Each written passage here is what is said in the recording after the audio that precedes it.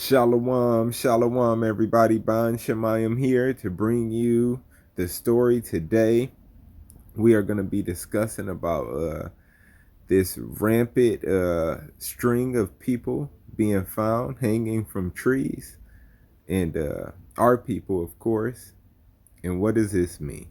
What is this about? Let's get into it without any further ado. The historical seasons have changed, and once again, American trees are bearing strange and bitter fruit. Dead black bodies. 4 black people have been found hanging from trees in the last month in California, New York, and Texas. Authorities say that all of these deaths appear to be offing themselves, with no sign of foul play, but family members of the deceased, protesters and activists, and even some scholars of anti-black violence are intuitively suspicious about the conclusions. Rumors are also swirling on social media that these deaths are lynchings, with Twitter users saying things like, "With sound body in mind, I'm here to tell you right now, if my body is found hanging from a tree, I did not off myself. I was murdered." Let's keep it going.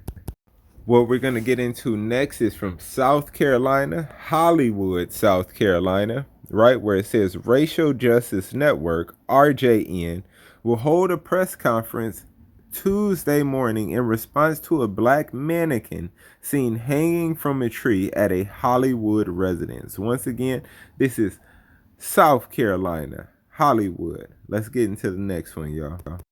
Okay, so this next one is by NBC News. It says deaths of 2 black men found hanging from trees sparks investigation. The bodies of Robert Fuller and Malcolm Harsh were discovered in 2 public venues 10 days and 50 miles apart. Police say neither death appears to be connected or shows any indication of foul play. And this was done in 2020. Let's keep it going. Okay, so this next one is going to take place in Florida. It says after police say black woman's hanging death a offing herself, Florida community pushes for more investigation. Orlando community members and families are calling on the police to further investigate the circumstances surrounding a 30-year-old black woman who was found dead hanging from a tree. Yolna Lubrin, also known as Yo-Yo, was found hanging from a tree in a residential backyard, while the police say they were responding to an unattended death call on Tuesday, September 28th, about 7:40 a.m. According to the Orlando Police Department, police cut the woman down from the tree and attempted life-saving measures, but she was pronounced dead on the scene, they said. We gonna get more into this. This is actually really deep.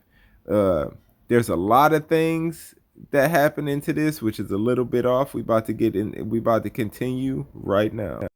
Okay, so while the investigation is still ongoing to address false information on social media, they said evidence points to her offing herself. But the final cause of death will be determined by the medical examiner. Yo-Yo's family believes the police did not do enough to investigate and acted under the assumption that she took her own life. Activists working with the Lubrin family say that the incident echoes the death of a black man found hanging in a tree 3 years ago, which was ruled a offing himself by the same police department. So as y'all can see, this is getting gritty. The same police department had this happen a while ago, and they said the same statement.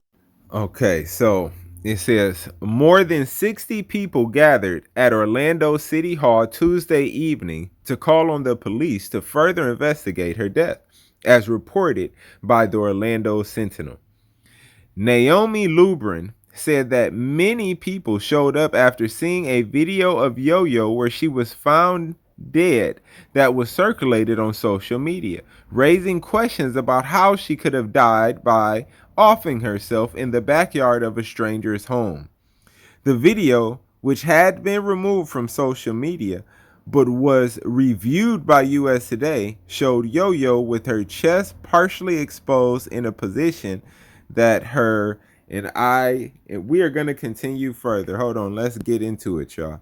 Okay, just so y'all can hear that again, I'm going to go over that a little bit more. The video, which has been removed from social media but was reviewed by US Today, showed Yo-Yo with her chest partially exposed in a position that her family believes does not indicate a offing herself.